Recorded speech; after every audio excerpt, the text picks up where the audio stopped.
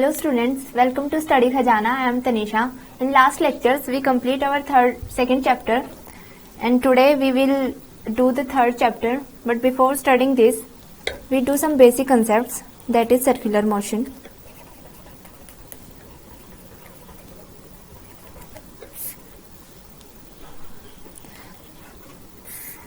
आज हम circular motion पढ़ेंगे. सर्कुलर मोशन एक्चुअल में होती क्या है? अ मोशन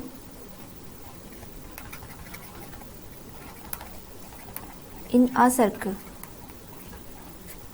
टॉपिक के नाम से हम ये पता कर सकते हैं कि मोशन जो सर्कल में मूव करती हो. ठीक है, ये हमारा थर्ड चैप्टर नहीं है, बट ये एक इम्पोर्टेंट कंसेप्ट है जो कभी भी किसी भी कॉम्पिटिटिव एग्जाम में या फिर कहीं जब हम एक्स्ट्रा क्वेश्चंस करते हैं किसी न्यूमेरिकल में स्टक हो जाता है ये पार्ट. ठीक है, तो ये नॉलेज के लिए बहुत ज्यादा इंपॉर्टेंट है. सर्कुलर मोशन करेंगे आज हम. इसे हम कैसे डिफाइन कर सकते हैं? The motion of a body in which the distance of body from a fixed point is always same is called circular motion. The fixed point is called center of the circle and the distance which is equal to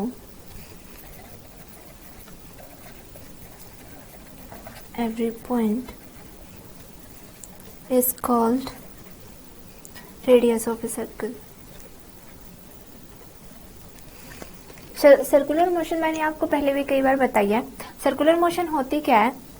जैसे कोई भी एक particle है, यहाँ पे है, वो अगर किसी सर्कुलर मोशन में मूव कर रहा है, देन उसकी जो डिस्टेंस होगी टाइम के साथ वो भी यूनिफॉर्म होगी, वो यूनिफॉर्म सर्कुलर मोशन का पार्ट हो जाता है. ठीक है, तो जो भी डिस्टेंस होगी हर एक पॉइंट पे किसी भी एक पॉइंट के रेफरेंस में वो सेम होगी.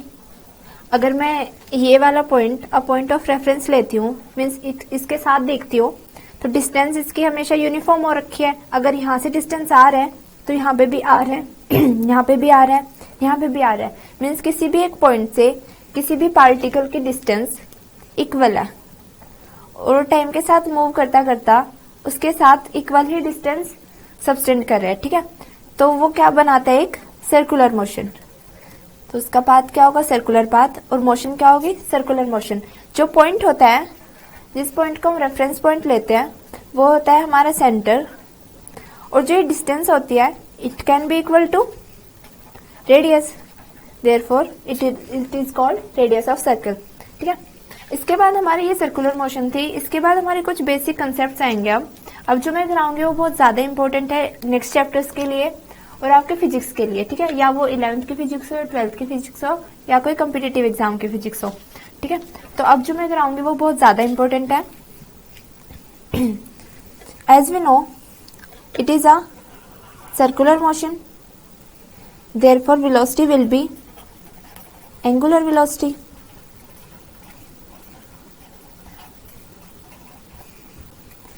हमारी वेलोसिटी क्या होती थी? Displacement upon time. Therefore angular velocity will be angular displacement upon time. Time can't be angular. Displacement हमारी एंगुलर होगी and divided by time it will gives us the angular velocity. The second one is angular acceleration.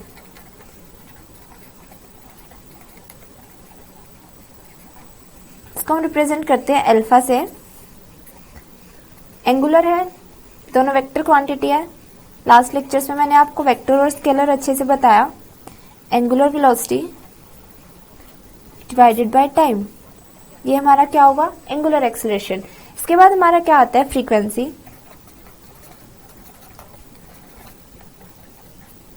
आप ये साथ के साथ note down कर सकते हैं. the frequency is the number of revolutions or rotation completed in one cycle is called frequency. SI unit हमारी frequency की हमें पता है क्या होती है, हर्ज, represented by HZ and it is हर्ज. ओके, ये हमारी क्या होती है, फ्रीक्वेंसी. इसके बाद आता है हमारा टाइम पीरियड. ये सिर्फ बेसिक डेफिनेशन है, आप इन्हें अंडरस्टैंड कीजिए क्योंकि नेक्स्ट अब भी जो मैं आपको एक्सप्रेशन कराऊंगी उसमें ज्यादा इंपॉर्टेंट है, यूज होने वाले हैं. तो मैं सीधा बोलूंगी टाइम पीरियड. तो आपके दिमाग में ये होना चाहिए कि what is a time period. मैं फ्रीक्वेंसी बोलूं तो आपको ये पता होना चाहिए कि फ्रीक्वेंसी क्या होती है. अगर मैं एंगुलर डिस्प्लेसमेंट या एंगुलर वेलोसिटी या एंगुलर एक्सीलरेशन को यूज करती हूँ तो आपको उनकी टर्म्स जिससे मैं रिप्रेजेंट कर रही हूँ वो, और जो भी उनका फॉर्मूला होता है, जैसे एंगुलर एक्सीलरेशन क्या होता है हमारा, angular velocity divided by time. तो अगर मैं सीधा ऐसे लिख रही हूँ तो आप सीधा फिर एंगुलर एक्सीलरेशन यूज कर सकते हैं. ठीक है, तो ये डेफिनेशन है, इंपॉर्टेंट है. नेक्स्ट जो मैं कराऊंगी उसमें यूज होने वाली है time period. The time required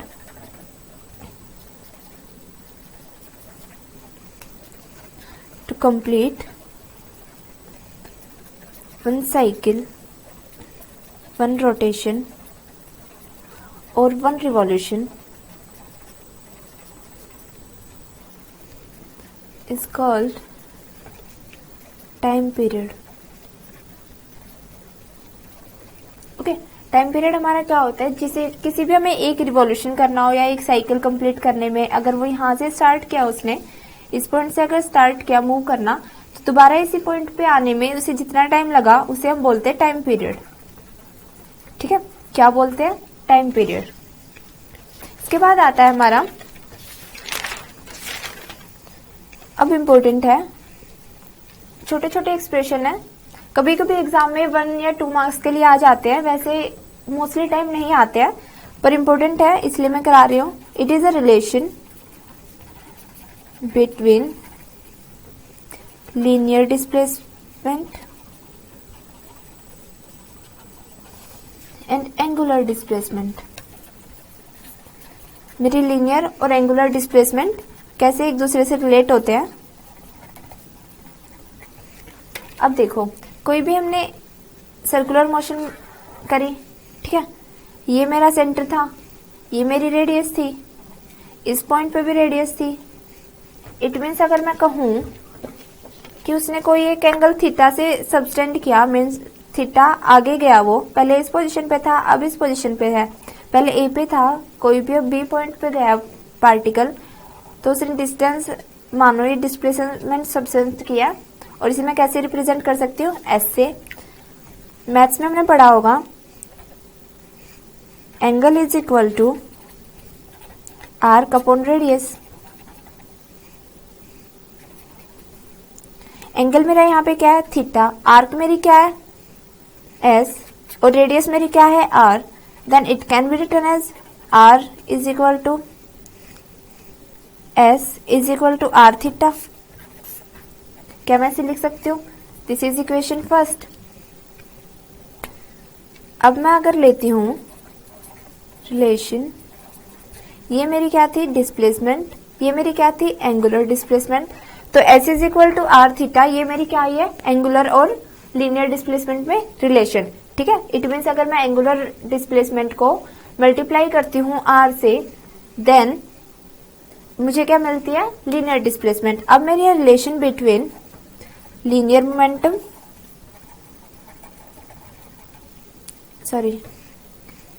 linear velocity and angular velocity.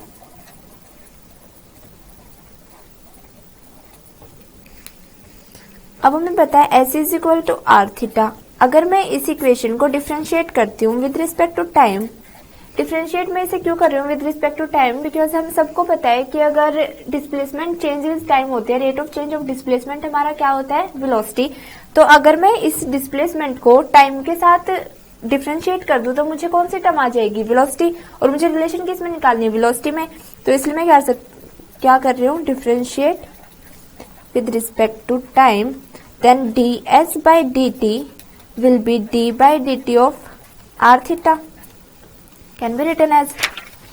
अब यहां से क्या होगा, ds by dt as r is constant, r को मैं बाहर निकालती हूँ और d थीटा by dt करती हूँ, ये क्या है मेरा rate of change of displacement, और ये क्या है मेरा rate of change of angular displacement.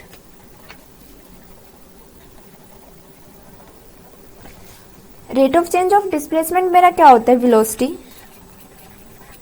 That is v, r as it is, और रेट ऑफ चेंज ऑफ मेरा एंगुलर डिस्प्लेसमेंट क्या होगा, angular velocity, therefore r omega. Angular velocity को मैं रिप्रेजेंट करती हूँ ओमेगा से, तो मेरी ये क्या आ गई, relation between velocity and angular velocity, therefore velocity is equal to r multiply by angular velocity, तो वो क्या हमारी होती है, लीनियर वेलोसिटी। इसके बाद हमारा आता है, हमने डिस्प्लेसमेंट वेलोसिटी में पढ़ा, अब मेरी रिलेशन आती है, relation between momentum, sorry linear acceleration and angular acceleration.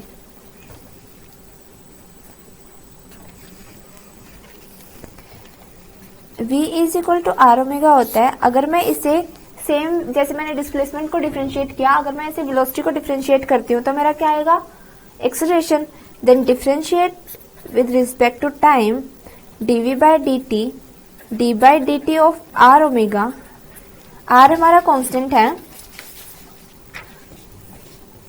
तो ये कैसे लिखा जाएगा, d by dt of v is equal to r d omega by dt। ये क्या मेरा rate of change of linear velocity, rate of change of angular velocity, तो ये मेरा क्या देगा, ये मुझे देगा linear acceleration is equal to r, और ये मुझे क्या देगा, angular acceleration that is alpha. तो यही हमारी रिक्वायर्ड थी, ठीक है। तो ये हमारी 3 एक्सप्रेशन आए हैं, बहुत ज्यादा इंपॉर्टेंट है, that is s is equal to r theta, the first equation, and v is equal to r omega second, और थर्ड आती है हमारी a is equal to r alpha. ये तीनों बहुत ज्यादा इंपॉर्टेंट है। नेक्स्ट हम फिजिक्स में जितने भी ज्यादा एक्सप्रेशन करेंगे आगे, फोर्स, इम्पल्स, मोमेंटम या और जितने सारे एक्सप्रेशन हम यूज करेंगे, उनमें हम ये टर्म सीधा यूज करेंगे, a is equal to r alpha से डिनोट करेंगे, s is equal to r theta से, और v is equal to r omega से, ठीक है। तो इस पे एक छोटा सा न्यूमेरिकल है, कभी कभी कॉम्पिटिटिव एग्जाम में जैसे आप ट्रिपली या नीट वगैरह के लिए प्रिपेयर कर रहे हो तो उसमें ऐसे क्वेश्चन स्टक हो जाते हैं। The numerical is the place of an aeroplane are rotating at the rate of 600 revolutions per minute. Calculate its angular velocity, ठीक है। मुझे क्या दिया है कि एक एरोप्लेन है वो रोटेट कर रहा है at the rate of 600 revolution per minute, हमें इसकी क्या निकालनी है, एंगुलर वेलोसिटी। अब देखो, इन 1 मिनट या फिर 60 second, I can write as 60 second, an aeroplane rotate कितने रिवोल्यूशन, 600 रिवोल्यूशन। एक मिनट और 60 सेकंड में वो कितने रिवोल्यूशन कर लेता है एक एरोप्लेन, 600 रिवोल्यूशन। तो एक सेकंड में वो कितने करेगा, इन 1 second N aeroplane rotate 600 divided by 60, that will be 10 revolution, okay. और ये मेरी क्या है, म्यू की वैल्यू, क्योंकि क्या होता है म्यू, दैट इज फ्रीक्वेंसी। मेरा क्या होता है, किसी भी एक सेकंड में जितने नंबर ऑफ रिवॉल्यूशन होते हैं वही तो मेरा फ्रीक्वेंसी होता है। तो मेरी एक सेकंड में कितने रिवॉल्यूशन है, 10 रिवॉल्यूशन, तो ये मेरा क्या है, फ्रीक्वेंसी। तो मेरी एंगुलर वेलोसिटी क्या आएगी, एंगुलर वेलोसिटी मेरी होती है omega is equal to 2 pi mu, okay. तो ओमेगा मेरी क्या आएगी, angular velocity 2 pi multiply by 10, that is 20 pi. तो मेरी एंगुलर वेलोसिटी यहाँ से क्या आ जाती है, 20 पाई। ठीक है। ऐसे अब आपके ऑप्शंस में होंगे, ऑप्शन में 25 पाई, 30 पाई, 40 पाई ऐसे डालेंगे। ठीक है, तो आप सीधा सॉल्व करेंगे। 2 पाई म्यू हमारा फॉर्मूला होता है, उससे हम म्यू की वैल्यू निकालेंगे 1 सेकंड के लिए, then simply we put it and find the answer. Okay, तो मेरी एंगुलर वेलोसिटी क्या है 20 पाई। अब इसके बाद आता है बेटा सेंट्रीपिटल एक्सेलरेशन। हमने सेंट्रीपिटल और सेंट्रीफ्यूगल फोर्स पढ़े होंगे। अब आता है मेरा centripetal acceleration.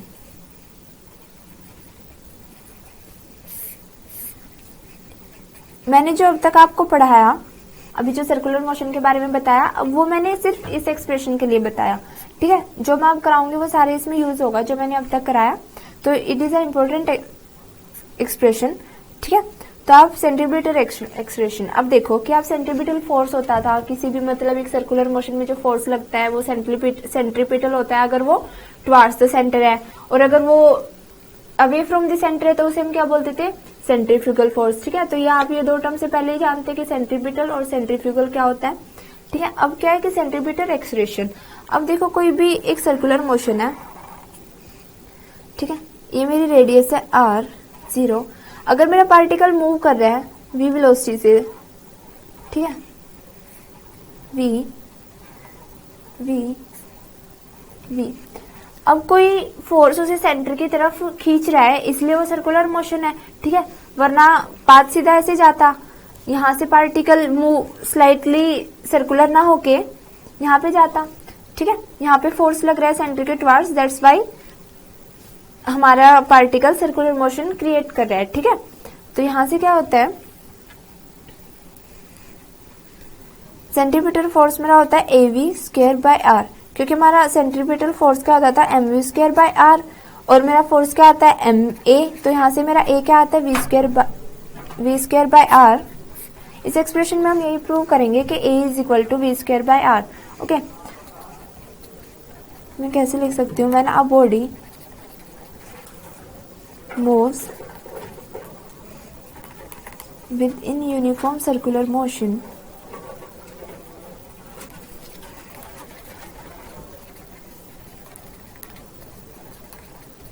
then the speed of body is constant but velocity changes। ठीक है, स्पीड ऑफ बॉडी कांस्टेंट होती है सर्कुलर मोशन में बट वेलोसिटी चेंज होती है। वो कैसे होती है, स्पीड हमारी क्या होती है, सिंपली जिस स्पीड से कोई भी एक पार्टिकल मूव कर रहा है, बट वेलोसिटी मेरी क्या होती है। अब जैसे हम किसी भी एक मोशन स्ट्रेट मोशन में ले लेते हैं तब हमारा इंपोर्टेंट मतलब इट इज इम्पॉसिबल कि स्पीड और वेलोसिटी हमारी अलग अलग है। ठीक है, वो डिफर केस हो जाते हैं। अब मेरे सर्कुलर मोशन में ऐसे कंसेप्चुअल क्वेश्चन बनते हैं यहाँ से। ठीक है, आपसे पूछेंगे कि क्या कभी ऐसे पॉसिबल है कि आपकी स्पीड और वेलोसिटी किसी भी एक सेम पार्टिकल की एट अ इंस्टेंट पे अलग अलग हो सकती है। तो अगर हम सीधा देखें तो हम सीधा नो करेंगे। ठीक है, ऐसे क्वेश्चन हमारे मेनली एग्जाम में आते हैं, कम्पिटिटिव एग्जाम्स में, या फिर एमसीक्यू वगैरह में भी डाल देते हैं। यूटी में या आपके यूनिट टेस्ट होते हैं किसी भी स्कूल से हो या किसी भी बोर्ड से हो, तो आपके ऐसे ऐसे क्वेश्चन आते हैं। ठीक है, तो यहाँ से आपका क्या होता है कि आपको बोल देगा कि क्या किसी एक पार्टिकल की एट अ सेम इंस्टेंट ये पॉसिबल है कि स्पीड और वेलोसिटी अलग अलग हो। तो हम क्या बोलेंगे, यस, एक सर्कुलर मोशन में सेंट्रीपिटल एक्सेलरेशन जब लगता है due to centripetal acceleration it is possible. वो कैसे, अब देखो स्पीड है मेरी किसी, मानो कि वो 5 मीटर पर सेकंड से मूव कर रहे हैं। ठीक है, वो मूव करेगा 5 मीटर पर सेकंड से, पर वेलोसिटी कैसे मैं चेंज बोल सकती हूँ। वेलोसिटी मेरी सिंपली होती क्या, डिस्प्लेसमेंट अपॉन टाइम। तो यहाँ से मेरे यहाँ पे था, नेक्स्ट पॉइंट पे वो यहाँ गया, फिर यहाँ, फिर यहाँ, फिर यहाँ, तो टाइम के रिस्पेक्ट के साथ मेरी डिस्प्लेसमेंट या डिस्टेंस तो चेंज हो रही है, दैट्स वाई मेरी वेलोसिटी चेंज होगी, पर स्पीड क्या होगी, कांस्टेंट। तो मैं कैसे डिफाइन कर सकती हूँ, द एक्सेलरेशन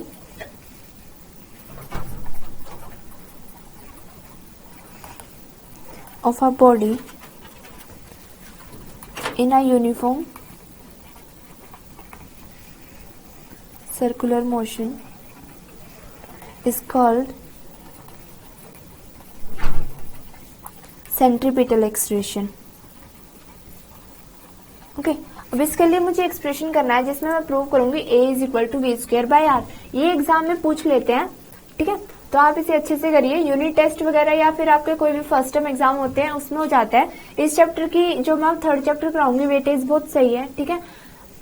इसमें कॉम्पिटिटिव के पॉइंट ऑफ व्यू से भी, और कोई भी आप मानो कि सीबीएसई आईसीएसई में जब एग्जाम देते हो बहुत सारी इसमें ऐसी प्रॉब्लम्स कराऊंगी मैं जो बहुत ज्यादा इंपॉर्टेंट है, और एज इट इज आपके एक्सप्रेशन पूछ लेते हैं एग्जाम में, ठीक है।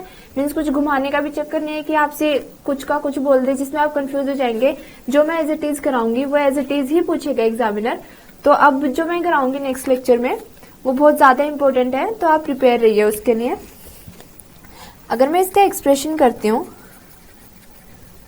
Expression for centripetal force, then it will be, अब मैंने कोई भी एक सर्कुलर मोशन ली, ठीक है, यहां मेरा ये था r, अगर मैं इसमें एक्सिस सब्सटेंड करती हूँ तो ये मेरा है r, मानो it is my r, this is my theta. तो मैंने आपको वेक्टर कराते टाइम मैंने बताया था जो थीटा के साथ होता है वो क्या होता है कंपोनेंट r cos थीटा, और जो वेक्टर से अलग होता है वो होता है r sin theta. I hope आप लास्ट लेक्चर्स कर रहे होंगे, ठीक है, क्योंकि उसमें ही मैंने आपको बता दिया है कि जो थीटा के साथ वाला एक्सिस होती है वो होती है r cos थीटा, और जो डिफर होती है इससे वो होती है r sin थीटा। तो ये x मेरा क्या आ जाएगा r cos थीटा, और y क्या आ जाएगा r sin थीटा, ठीक है। ये मेरा ऐसे रोटेट कर रहे हैं, ठीक है। ये मानो मेरी डिस्टेंस है y,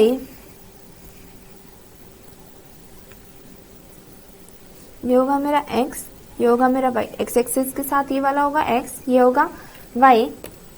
तो अगर मैं इस पॉइंट पे इसकी पोजीशन लेती हूँ then it will be px of y, ठीक है। आपको पता है कि किसी भी जब ऐसे ग्राफ में करते हैं, अगर मैं यहाँ पे पॉइंट शो करती हूँ, ये मेरा x होता है, ये y होता है, तो इस पोजीशन को मैं कैसे लिखती हूँ, x और y, जैसे मानो कि 4 आया 2 आया, तो मेरी x की वैल्यू यहाँ पे क्या होती है 4 और y की वैल्यू क्या होती है 2।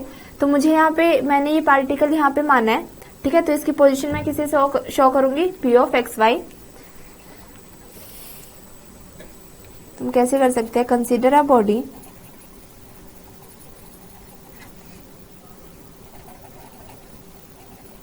moving in uniform circular motion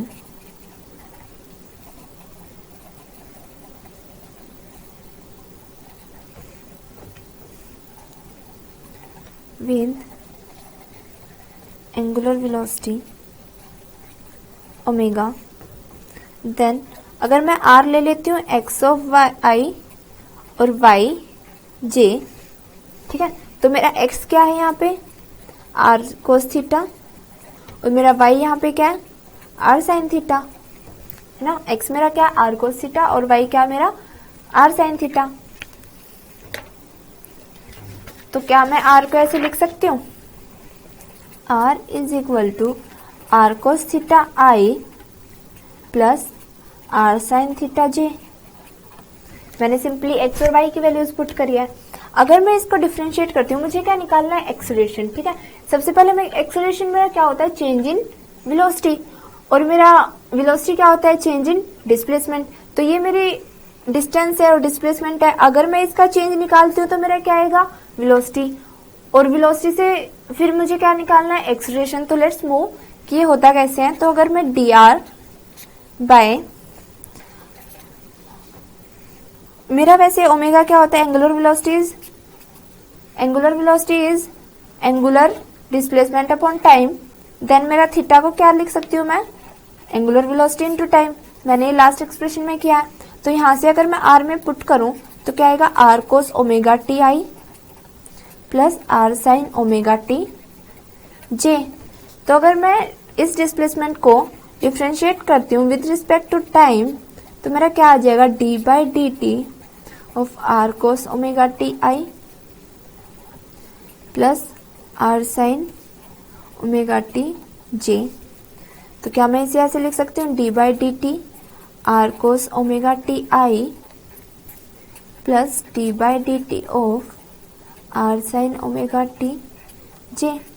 ठीक है, प्लस में टर्म्स थी तो मैं दोनों के साथ डिफरेंशिएट कर सकती हूँ। इसके बाद मेरा क्या आता है, आर मुझे पता है कांस्टेंट है, तो क्या मैं इसे बाहर ले सकती हूँ, D by D T cos omega T I plus R D by D T sine omega T J.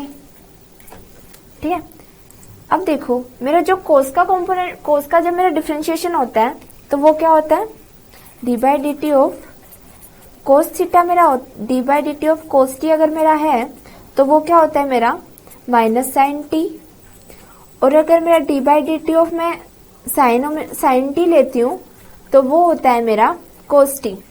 ठीक है, तो मेरा कोस का जो डिफरेंशिएट होता है, कोसाइन का जो डिफरेंशिएट करती हूँ मैं, तो मेरी टर्म आती है साइन में, और जब मैं साइन का करती हूँ तो कोस में। ठीक है, बट कोस के साथ हमेशा क्या आता है, माइनस साइन एसोसिएट होता है। ठीक है, तो यहाँ पे क्या है, मेरा टी के साथ कंपोनेंट ओमेगा भी है, तो इसे हम एज इट इज बाहर निकालेंगे। तो ये कैसे हो जाएगा,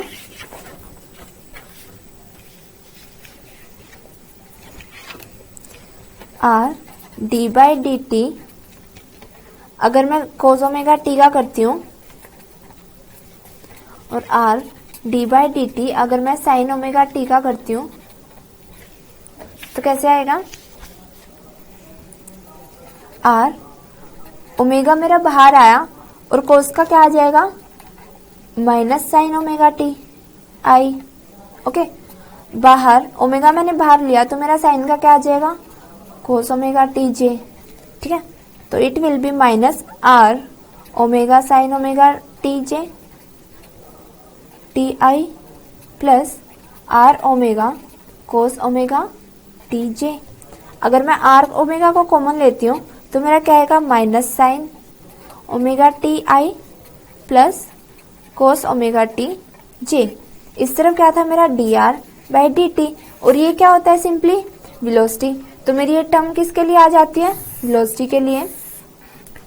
अगर मैं इसी को वेलोसिटी आ जाती है मेरी, एक्सेलरेशन में कैसे निकालूंगी, चेंज इन वेलोसिटी मेरा क्या होता है, एक्सेलरेशन। तो अगर मैं इसी एक्सप्रेशन को एक बार और डिफरेंशिएट कर दूं, differentiate with respect to time, तो जो मेरी वैल्यू आएगी वो क्या होगी, एक्सेलरेशन। तो देयरफॉर अगर मैं इसे करती हूँ DV by D T, R omega मेरा कांस्टेंट है, then D by D T of minus sine omega T I plus cos omega T J. ठीक है, DV by D T R omega D by D T of minus sine omega T I plus D by D T of cos omega T J.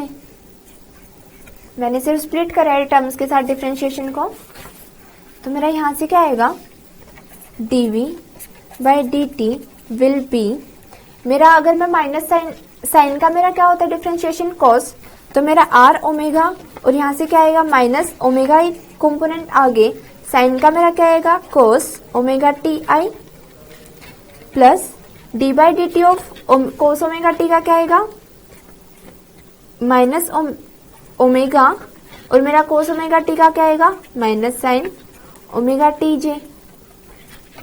अगर मैं minus sign common लेती हूँ और omega को common निकालती हूँ दोनों में, तो ये क्या आएगा, R omega square cos omega T I plus sine omega T J. जब मैंने शुरुआत में एक्सप्रेशन किया था तो मेरा आर क्या था, आर मेरा यही तो था, R cos omega T I plus R sine omega T J. तो ये सिंपली मेरा क्या है, आर। तो यहां से मैं क्या लिख सकती हूँ, DV by D t is equal to minus r square omega square. ठीक है, इसे मैं इक्वेशन डालती हूँ फर्स्ट,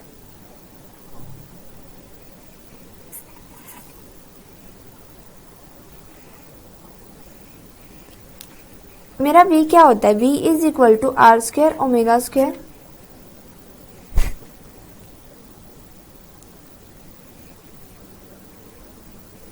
तो यहां से मेरा क्या आएगा, v इज इक्वल टू मेरा आर ओमेगा होता है, तो यहां से अगर मैं स्क्वायर करती हूँ r square omega square, then it will be v square by r करूं तो मेरा क्या आएगा, आर ओमेगा, ठीक है। और मेरे यहां से क्या हो जाएगा, आर की सिर्फ एक टर्म है, ठीक है। तो यहां से आया मेरा are omega square, it will be equal to A, तो यहां से आर ओमेगा स्क्वायर, ये मेरे ए के इक्वल है फ्रॉम इक्वेशन फर्स्ट, तो मैं इसे क्या लिख सकती हूँ, वी स्क्वायर बाय आर। मुझे ये तो प्रूव करना था। सेंट्रीपिटल एक्सेलरेशन में क्या होता है, v square by r, this term will denote centripetal acceleration. Okay, ये मेरा एक्सप्रेशन सेंट्रीपिटल एक्सेलरेशन के लिए था। नेक्स्ट लेक्चर में हम थर्ड चैप्टर करेंगे, ठीक है। ये कंसेप्ट बहुत ही ज्यादा बेसिक था, आपको कॉम्पिटिटिव एग्जाम में देखने को मिलेगा, ठीक है। थर्ड चैप्टर में ये वाला कंसेप्ट यूज होगा, इसलिए मैंने थर्ड चैप्टर शुरुआत कराने से पहले मैंने ये टॉपिक आपका कराया। नेक्स्ट लेक्चर में हम थर्ड चैप्टर करेंगे। आई होप आप लास्ट जितने भी लेक्चर्स हैं उन्हें पढ़ रहे होंगे। नेक्स्ट लेक्चर में मिलते हैं, थर्ड चैप्टर करते हैं, बहुत ज्यादा इंपॉर्टेंट है। आई होप आप पढ़ रहे हैं। Thank you so much.